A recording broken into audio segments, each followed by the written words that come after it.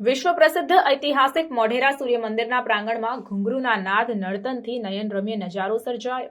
ઉત્તરાયણ પછી ઉજવાતા શાસ્ત્રીય નૃત્ય પર્વ દ્વિદિવસીય ઉત્તરાર્ધ મહોત્સવનો સંસદ સભ્ય હરિભાઈ પટેલ, જિલ્લા પંચાયત પ્રમુખ તૃષાબેન પટેલ, ધારાસભ્ય સર્વ સુખાજી ઠાકોર, મુકેશભાઈ પટેલ, કે પટેલ, સરદારભાઈ ચૌધરી, મહેસૂલ વિભાગના અધિક મુખ્ય સચિવ જયંતિ રવિ તેમજ યુવા અને સાંસ્કૃતિક પ્રવૃત્તિઓ વિભાગના અગ્ર સચિવ અશ્વિની કુમાર સહિત કલાકારોએ દીપ પ્રાગટ્ય કરીને પ્રારંભ કર્યો હતો. મહેસાણા જિલ્લાના મોઢેરા સૂર્ય મંદિર ખાતે રાજ્ય સરકાર દ્વારા 1992ના વર્ષથી ઉત્તરાર્ધ મહોત્સવનું આયોજન કરવામાં આવે છે.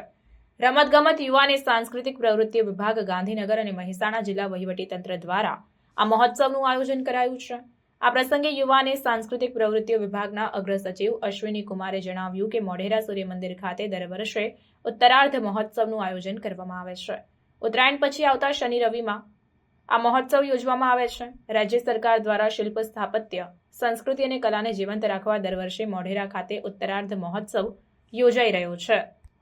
ત્યારે આ પ્રસંગે જિલ્લા કલેક્ટર એમ નાગરાજને સ્વાગત પ્રવચન કર્યું તેમજ ઉત્તરાર્ધ મહોત્સવના પ્રથમ દિવસના કલાકારોનું મહાનુભાવોના હસ્તે મોમેન્ટો આપી સન્માન કરવામાં આવ્યું. આ પ્રસંગે અગ્રણી સર્વ રજનીભાઈ પટેલ, ગિરીશભાઈ રાજકોર, ભગાજી ઠાકોર, યુવક સેવા અને સાંસ્કૃતિક પ્રવૃત્તિઓની કચેરીના કમિશનર આલોક કુમાર પાંડે, જિલ્લા વિકાસ અધિકારી ડોક્ટર હઝરત જૈસ્મીન, જિલ્લા પોલીસ અધિક્ષક તરુણ દુગ્ગલ, નિવાસી અધિક કલેક્ટર જે જેગોડા સહિત પદાધિકારીઓ તેમજ કલા રસિકો ઉપસ્થિત રહ્યા હતા.